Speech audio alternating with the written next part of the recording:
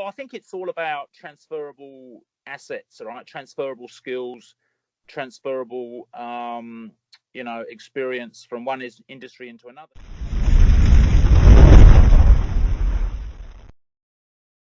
It's interesting because we've talked a few times, and I wanted to put this to you because for somebody out there who's looking to transition, especially somebody who's not necessarily starting off out of university, but who's done 15, 20 years and want to transition into something else.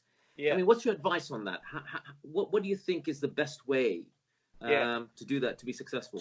To start sort of become a service provider of sorts. Is that what you mean? Yeah, I mean, somebody who's been in a job, say in corporate, has gone in and wants to either start their own business up or, move into a different field completely. Yeah. So I think,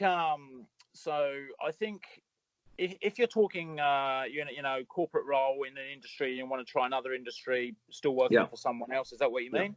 Yeah. Because I think what a lot of people don't realize is that the similarities. So I worked in the automotive industry, right? Repco, which is similar to your Hortons, from grocery, and it was so seamless. It was ridiculous because at the end of the day, it's a product and or a service, and the retail and B2B principles are the same. They are the same.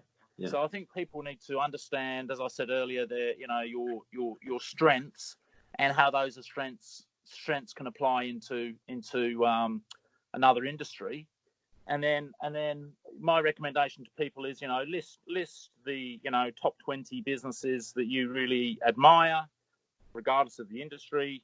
As long as there's you wouldn't be a plumber and then want to be a hairdresser, for example. So a bit of common sense applies, but and reach out. Make sure your LinkedIn profile is excellent and you've got a red hot resume.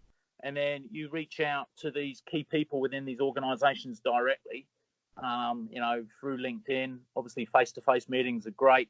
Get into obviously not right this second, but get into the right networking breakfasts and so on and so forth. Yeah. And illustrate to these people, the results you've achieved in doing what you're doing. And really that is, and obviously, there's the executive search firm world as well. But, my view is, touch base directly yourself and be clear on what your path needs to be, and get a mentor as well, because often it's hard to see the trees from the forest.